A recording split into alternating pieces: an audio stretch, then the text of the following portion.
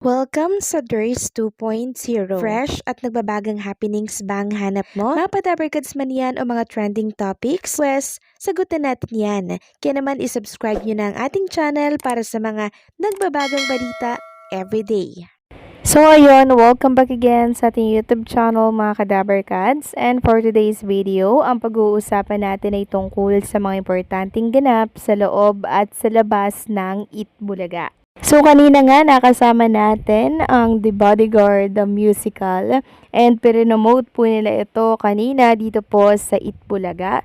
So yan po ay dito sa Proscenium Theater, Rockwell Center, Makati City. So ang nakalagay dito, September 2025, di tapos na yun mga Kadabarkads. Baka October, di ba? Kaya suportahan natin ito mga Kadabarkads. Samantalang kanina naman po sa Sugod Bahay mga kapatid, naging emosyonal po ang mga Dabarkads natin sa Sugod Bahay. Maging si Bossing, si Maine Mendoza, si Alan Kay, si Wally, emosyonal po sila sa kwento pong hatid ng nasugod bahay po nila. Si ate kasing nasugod mga Kadabarkads, yung dalawang pamangkin niya ay nakatira po sa kanya kasi ulila pong lubos.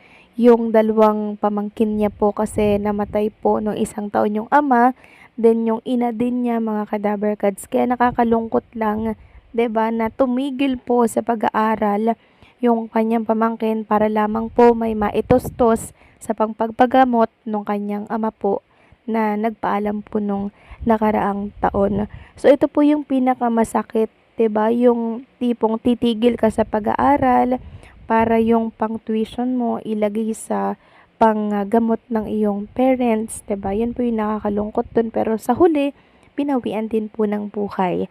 Kaya kung yung napansin, emotional po talaga yung pamangkin po ni ate na nasugod bahay kanina. And si Alan Kay din po at yung mga Dabarkads natin sa studio po ng Itbulaga, nakita ko mga Kadabarkads na nalulungkot sila, naaawa sila dito po sa napilit na bunot po kanina sa sugod bahay. Kaya naman binigyan po siya ni Bossing Vic Soto ng 40,000 pesos plus mga pangregalo and maipapaayos na rin niya po yung kanilang tahanan ngayon. Samantalang next topic naman tayo, pag-usapan natin mga Kadabarkads ang tungkol nga dito sa pagbisita po ni Atasha Mulak sa mga kapatid program, maliban po ito sa Itbulaga. So ito nga po, plenex ng TV5 ang pagbisita po ni Atasha at ni Hayat dito po sa Heart to Heart 109.5 True FM.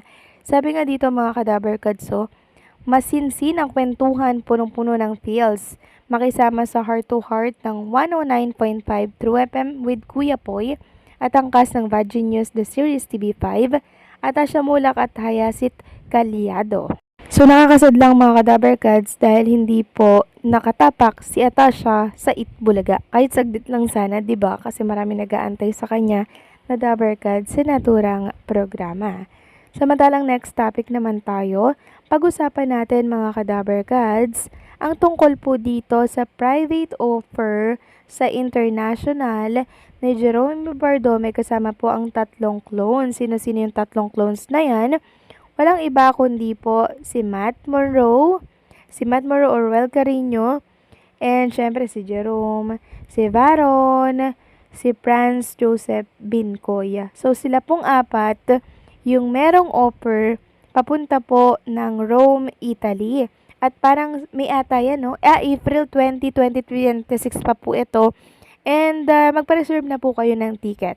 And ito nga po mga Kadabarkads yung official banner nilang 4 para po yan sa concert nila sa Rome, Italy. Samantalang si Nas Poblete naman po ay merong ibinahagi kanina para po yan kay Matt Monroe. Sabi niya nga, late post, binisita ko si baby brother sa kanila. Dinalhan ko ng favorite snacks and drinks para ganahan sa pag-aaral. Baka kasi magtampo si Bunso at hindi ko na siya napuntahan ng pinagawa ko motor ko. We had a great time chatting. I am sure this will be a regular thing from now on until next time, kid. So, ganyan po yung bonding nila at yung samahan po nila. Talaga namang parang magkapatid na sila, parang magkatugo na sila. Ganyan po ang samahan ng mga clones natin. Kaya iwasan natin ang magkompetensya or mag-compare sa isa't isa. Samantalang, next topic naman tayo since malapit na nga po ang birthday nitong si Jerome Ibardome. Bukas po yan, October 16. Ang dami-dami na pong bumabati sa kanya mga Kadaber Cards at nagpa-party-party na po sila dito po sa mundo ng social media, particularly po sa Facebook. Yung ibang mga sumusuporta kay Jerome Ibardome, nagpapabahana po sila ng mga pagbati for Jerome Ibardome. And sana sa birthday niya bukas, October 16, 2025, ay maging bahagi po siya ng Itbulaga. Ito ay wish lamang naman po ng mga fans na nagmamahal at sumusuporta kay Jerome Ibardome. Samantalang pag-usapan naman natin itong inilabas po ni Mr. Ariel Villasanta para po yan kay Boss Joey De Leon. Sabi niya po dito, birthday celebration of JDL. May the Lord guide you on every step of your journey in the years to come. Happy birthday, Joey. So, kasama po si Mr.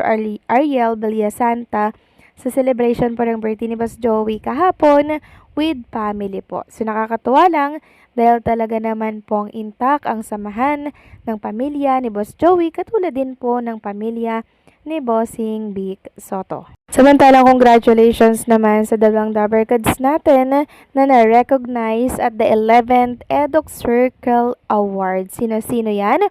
Walang iba kundi po si Alden Richards and syempre si Marian Rivera. Sabi nga dito, Alden Richards was named among the most influential celebrity of the year at the 11th Eduk Circle Awards.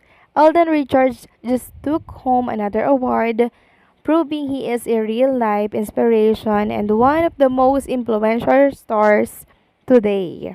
Among the Kapuso celebrities who also took home award were the Kapuso royal couple, Marian Rivera and Ding Dong Dantes. Recently, Alden bagged another acting accolade as he was hailed pinakamahusay na aktor ng dekada at the 9 Indie Awards.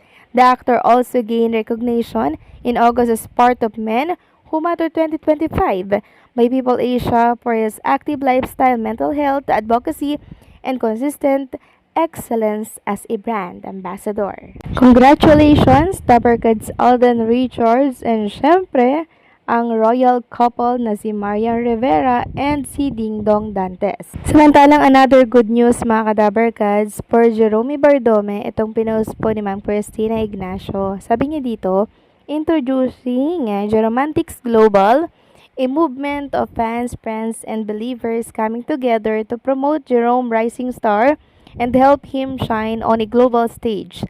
This is not just stunning, this is supporting a dream in motion. Because when passion meets purpose, magic happens.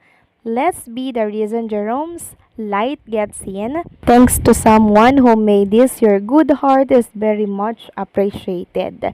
So nagpapasalamat po kami sa mga sumusuporta. Talaga naman pong nagpa-plug at nagpo-promote ng mga project ni Jerome Ibardome. Malaking tulong na po to sa kanya kasi syempre, kaisa po tayo sa pagsuporta sa dream, sa pangarap ni Jerome Ibardome. So paano mga Kadaber Cards, hanggang dito na lamang po ang update natin. Maraming salamat sa patuloy na pagsuporta.